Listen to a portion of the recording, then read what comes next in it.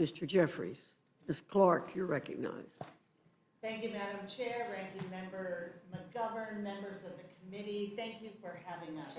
I am proud to co-sponsor Leader Jeffries' amendment and to be here in support of this urgent lifeline for the American people. To my Republican colleagues, welcome back. I don't know what you've been doing the last 54 days, but I hope you've spent some of that time talking to your neighbors, hearing from your constituents, and I hope you've heard the same stories that they have been conveying to us.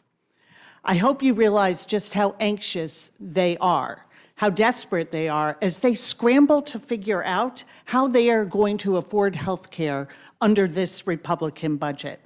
And I hope you got a chance to hear from the people who traveled to the United States Capitol trying to secure meetings with their Republican members of Congress. Americans like the farmer I met, Ann, from Minnesota. She's a soybean farmer, already suffering from the market disaster caused by Republican tariffs. Then she found out her local hospital was closing because of the Medicaid cuts in your budget. And now you're going after her ACA coverage. And by the way, 1 in 4 out of our farmers get their health care coverage through the ACA.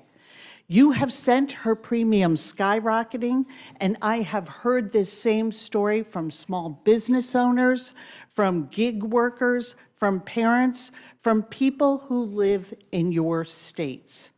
So what are we doing here today? You've already voted to dismantle Medicaid, the largest healthcare program in America, a program that covers 40% of all births in this country, 40% of children in this country, 40% of disabled people in this country. But you couldn't leave it there. Now you're going after the millions of families who get their coverage under the Affordable Care Act. And let's be clear about what that actually means, specifically to your own constituents. Let's take a couple making $88,000 a year. In each of your districts, that couple currently pays for Silver Plan $623 a month. It is by no means cheap.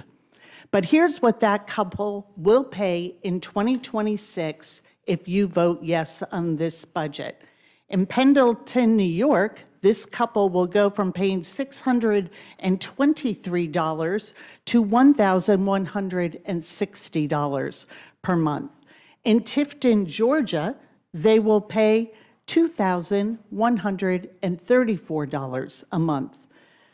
In Greensboro, North Carolina, they will pay $2,300. In Rock Hill, South Carolina, they will pay $2,600.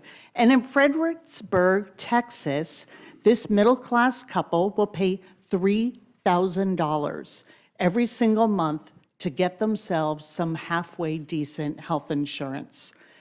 This budget will raise costs on people who voted for Donald Trump, people who believed him, who believed their Republican members of Congress when they promised to lower their cost of living.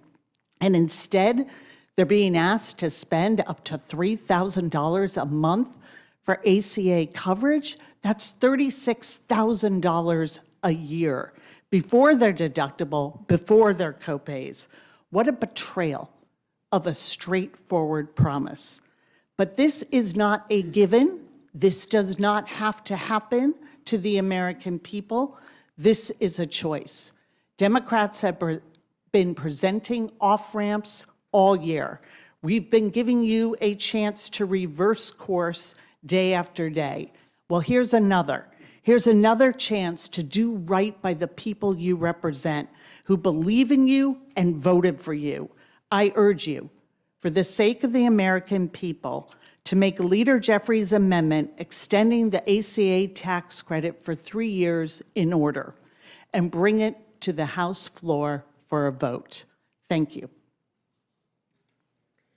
Thank you. I'm going to defer my questions until the end when I see how many things